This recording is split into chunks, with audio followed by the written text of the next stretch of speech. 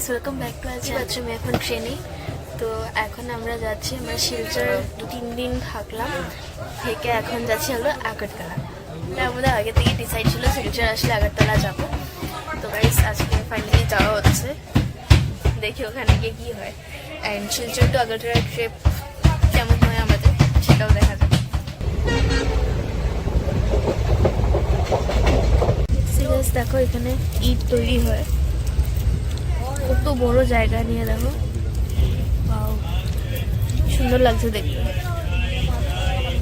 ওই ইটের ভাটা ওই যেগুলো এখানের মধ্যে জ্বলায়, ওগুলোকে যে রাখছে যে এগুলো জ্বলাবে।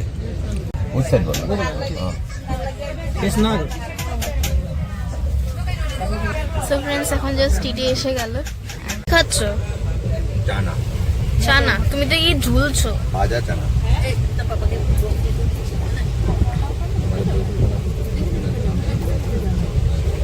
দেখো সবাই একা একা খাচ্ছে আর আমাকে খালি মুখে বসিয়ে রেখেছে। অরেঞ্জ অরেঞ্জই খাই। গাইস, মাথা চুল উপরে করে বেঁধে রেখেছি, এত উঠছে না, পুরো চুল আঠা হয়ে গেছে। টার্নালে ঢুকেছি।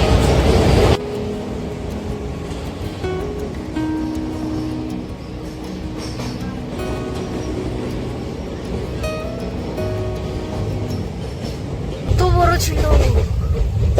সো গাইস, এখন আমরা একটা টার্নাল দিয়ে ক্রস করলাম। টার্নাল তো বেশ বড় ছিল, মিন্স ভাবো কতটা বড় ছিল। আর তার উপর ট্রেনে, তাও একদম পুরো হাই স্পিডে ট্রেন চলেছে, তাও 2 মিনিট।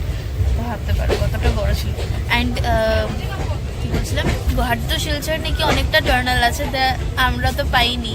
রাত্রেবেলা আসার জন্য পাইনি। হ্যাঁ, তখন তো ঘুমিয়েছিলাম, কিছু দেখাও যেত না, একদম অন্ধকার ছিল। এখন একটা দেখে নিলাম।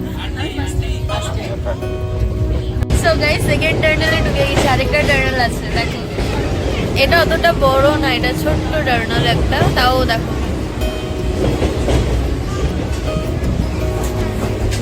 গাইস দেখো, ট্রেন এখন কার্ভ নিচ্ছে, ওয়াও কি সুন্দর লাগছে না? সো গাইস, এখন তেলেমুড়া পার হলাম, আগরতলা স্টেশন। আর কত তেলিয়াম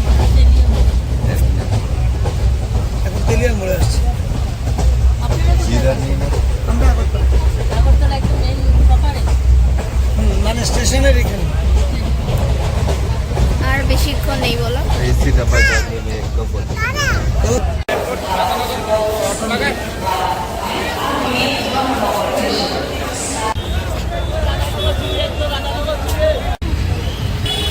স্টেশনের বাইরে দাঁড়ানো, এখন ভাবছি কি হবে।